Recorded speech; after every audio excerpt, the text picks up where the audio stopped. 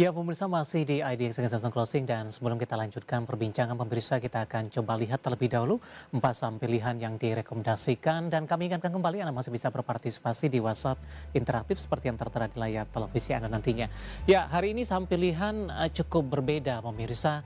Tidak ada support dan resistennya, lebih ke arah investasi. Nah, ini menyambung talk show kita di sesi pertama tadi memang masih kurang cocok untuk dari sisi trading dengan posisi pelemahan yang terus berlanjut dan investasi saham-saham yang berfundamental baik terutama dari perbankan big cap mungkin bisa dilirik ini ada BBCA, BBRI, BMRI dan BBNI karena sama-sama kita ketahui secara intraday BBCA dan BBRI sudah menembus ke level new low-nya setelah mencatatkan new low di perdagangan hari sebelumnya.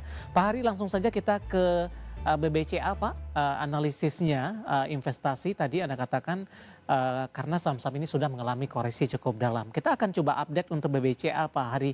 BBCA hari ini meninggalkan level new low-nya Pak. Tadi sempat ke 5.300, saat ini masih melemah, penguatannya pelemahannya terbatas di 5425.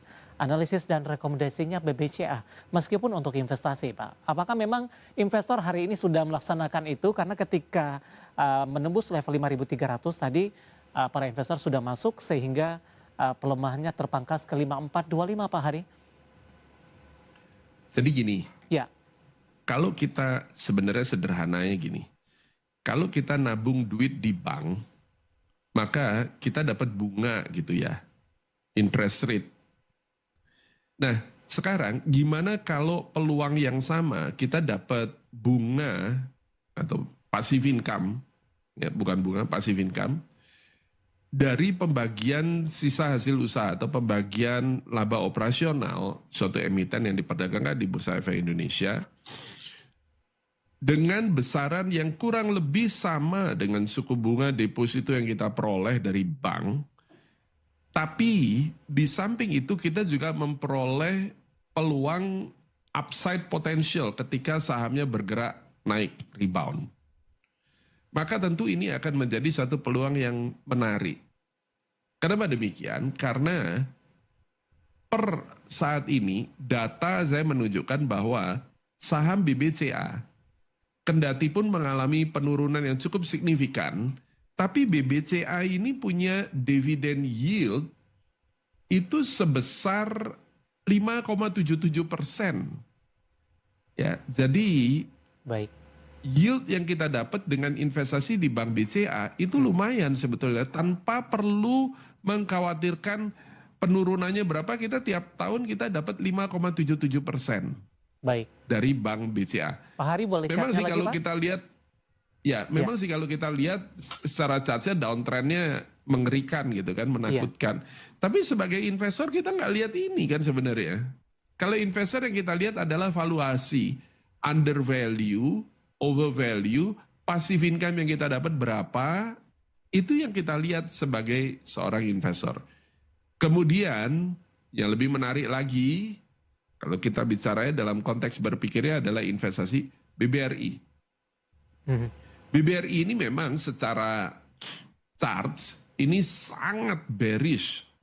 Kayak begini kan. Nah, tapi lagi-lagi, sebagai investor kita nggak ngelihat ini kan. Iya. Sebagai investor, yang kita lihat adalah valuasi. Dan kita terima passive income ini berapa. Dividend yield BRI itu bahkan lebih signifikan lagi. Karena BRI itu dividen yieldnya adalah 11,36%. Bank Mandiri malah lebih tinggi lagi dengan dividen yield 11,44%. Iya. Nah, kalau kita lihat chartnya memang sih serem gini kan. Apalagi dia sudah lewat titik terendah di Oktober 2025 di 4010 ini support di 4010 sudah di breakout nih. Oke. Yang berarti dia akan berpotensi untuk mencari support berikutnya. Nah, tapi lagi-lagi dividen yield ada 11,44% itu menarik loh. Ya, nah terus kemudian BNI. BNI ini adalah dividen yield 9,29%.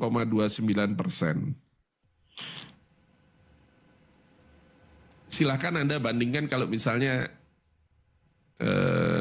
teman-teman semua nabung atau deposito uang di bank dapatnya berapa. Nah ini kita bicara dividen yield 9, sekian persen, 9,3%. Kalau nggak naik gimana? Ya udah nikmatin itu 9%, 9%, 9% gitu kan. Nah, tapi pertanyaan saya, kalau naik gimana? Kan nggak ada ceritanya suatu saham tuh dia terus turun gitu. Emangnya mau bangkrut kan nggak? Suatu saat ini semua akan selesai. Saya tidak bisa pastikan kapan dia selesai. Baik. Tapi tidak ada bear market yang tidak selesai. Bear market itu suatu saat akan selesai. Ketika data menunjukkan, oh ternyata membaik dan earnings growth-nya ternyata tambah membaik terus.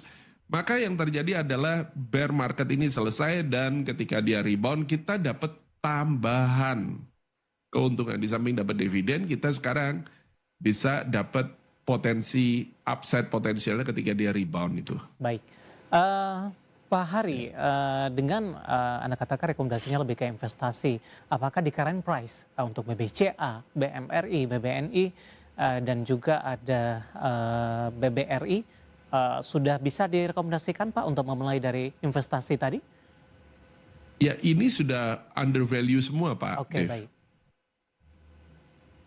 Cuman harap diingat bahwa sesuatu yang under value bukan berarti dia langsung bergerak naik loh ya. Oke. Ya.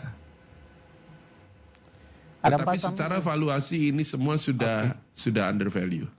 Baik, ada 4 saham pilihan yang direkomendasikan pemirsa semuanya dari perbankan big cap dan semoga ini bisa menjadi suatu referensi atau pemikiran juga kita lebih ke arah positif terutama di tengah laju pelemahan dalam dari indeks harga saham gabungan sampai sejauh ini. Dan hari ini kabar baiknya sudah pelemahannya sudah terbatas dan sudah ditutup di 5.800. Saham-saham berfundamental baik. Kemudian juga dari sisi yield tadi yang Pak Hari katakan dan lagi-lagi keputusan investasi tetap ada di tangan pemirsa IDX Channel. Pak Hari kita hold kembali Pak, saya akan coba sampaikan update penutupan hari ini dan nanti kita akan coba bahas pertanyaan-pertanyaan masuk di WhatsApp interaktif sampai sejauh ini. Dan pemirsa di penutupan perdagangan di sesi kedua hari ini, indeks harga saham gabungan masih ditutup di zona merah, melemah di 1,70%, laju pelemahan terbatas dan sudah berada di level 5.800-an. Intraday tadi sempat di 5.644 di poin 234. Langsung saja kita ke grafis yang pertama, kita akan coba update beberapa informasi grafis penutupan beberapa indeks lainnya. Di tengah indeks harga saham gabungan berhasil memangkas pelemahan di sesi kedua hari ini. MNC 36 melemah di 1,24%, Jakarta Islamic Index melemah di 0,67%, LQ45 melemah di 1,37%. Level masing-masing indeks dapat Anda saksikan di layar televisi Anda. Rotasi pergerakan sektoral, industri melemah paling dalam di 4%, properti juga melemah di 3%, konsumsi primer melemah di 2%, dan infrastruktur melemah di 2,34%. Selanjutnya top gainers pemirsa, saham-saham yang berbalik arah ke zona hijau. Dari barang baku ada Antam, Aman yang memangkas dari sisi pelemahan dalam hari ini. Telkom juga menguat di 2.900 dan NBKA juga berbalik menguat ke 2.490. Terakhir ada loser. Saham-saham yang hari ini masih berada di bawah tekanan ada TPIA di 1.375, BBRI melemah di 2.810, ICI melemah ke 4.630 dan DSSA hari ini berbalik melemah ke Rp670 per sahamnya. Updatean penutupan perdagangan di sesi kedua hari ini dan semoga bisa menjadi referensi untuk Anda terutama dalam menghadapi perdagangan di hari selanjutnya.